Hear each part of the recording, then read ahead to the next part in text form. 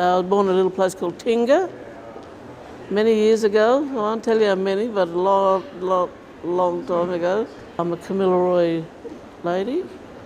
But my mother's people, the Munros, they were from Moree. Well, thanks very much for everyone for coming today. And I'm one of these people that'd rather be way in the background and not in front of camera.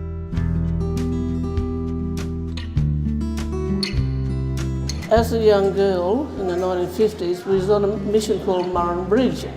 Well, the mission was about just outside the town of Lake Angelico on the banks of the Lachlan River. So most of my paintings have got the river in it, and that's the Lachlan River, because it was very important to us back then in the 1950s when I was a young girl. I used to find hundreds of stories about things that happened to me on this mission as a young girl. Oh, we weren't allowed to go to high school. We went to the school on the mission, but we were never educated into high schools and things like that, so we weren't allowed to go. But these are experiences, childhood experiences that I remembered.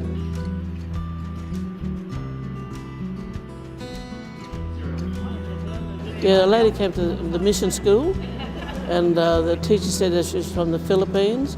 Well, we didn't know where that was. But anyway, she had this competition that we had to draw an island, sandy beaches, little canoes, little huts. Because I lived at La Perouse earlier, and before we moved to that mission, I knew what a beach looked like, you see. But a lot of kids on that mission didn't even know what a beach looked like because they never saw the ocean. I won the competition, so I had this opportunity to go to the Philippines with this lady for a 2 weeks holiday. And naturally, being all excited, I ran home and told Mum about it, that I won this competition. I want to go with this lady to the Philippines.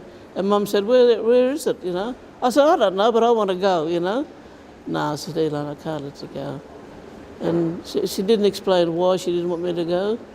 But at that time, as later in life, I realised that's the time when children were just disappearing, You'd go to school with them one day, the next day they're not there. But we weren't allowed to ask any questions. Where are they or what they're doing? I believe Mum thought it was a trick to get us away from her. After I got married, I had my own children, and I wanted to learn all about the dot painting, that part of our culture. And but I felt it wasn't right for me to do that.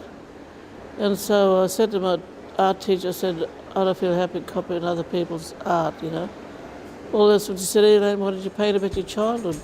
Well, only I can remember what happened in my childhood, so I said, oh, right, I wanted to do the artwork that children can understand, like what my stories are about. Normally when I sell a painting, I've got the little stories with it, so they know what the artwork is about. But it's just sort of a naive type of painting that even a child could look at it and say, yeah, there's a river there, and there's hills, and there's houses, things like that. I love bright colours, as you can see in my artwork and my books.